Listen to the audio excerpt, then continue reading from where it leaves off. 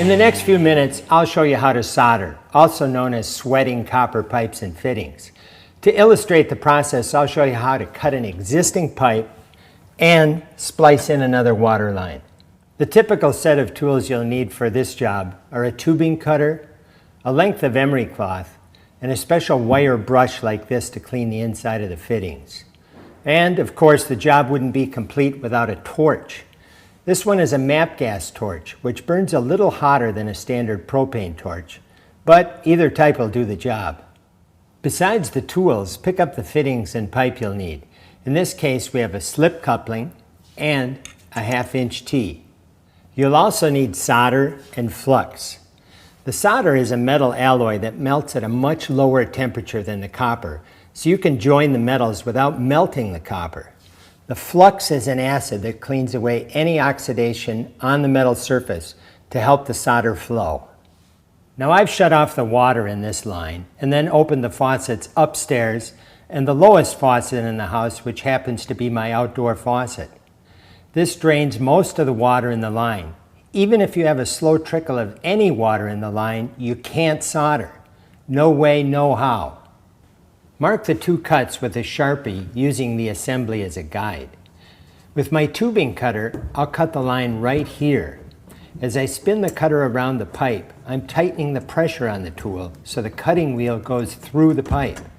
After the pipe is cut, I'll move the cutter and cut again to make room for my fittings and pipe. You may have some ridges on the pipe from cutting, so remove those with a utility knife blade. With the line cut, let's check our fittings to make sure everything will fit. Slide the slip coupling over the pipe. Now let's insert this small section of pipe into the T-fitting. Next, I'll slip the coupling over and check the final fit. The slip coupling gives us a lot of leeway. Clean all the outsides of the pipes with emery cloth. We'll also need to clean the insides of all our fittings with our wire brush. Apply the flux or soldering paste to the areas you've just cleaned. Use a flux brush and get the flux onto every surface to be soldered. Once all the parts are coated, assemble the fittings to the copper pipes as before. Fire up the torch and apply some heat. Heat one side of the fitting and pipe, then let the flux melt and do its thing. As soon as the sizzling stops, apply solder to the opposite side of the fittings. As the pipe heats, you'll notice the solder melts and gets drawn between the pipe and fittings. Don't keep feeding solder after it's run. Have a damp cloth handy and clean the excess solder from the drips. That's really all there is to it.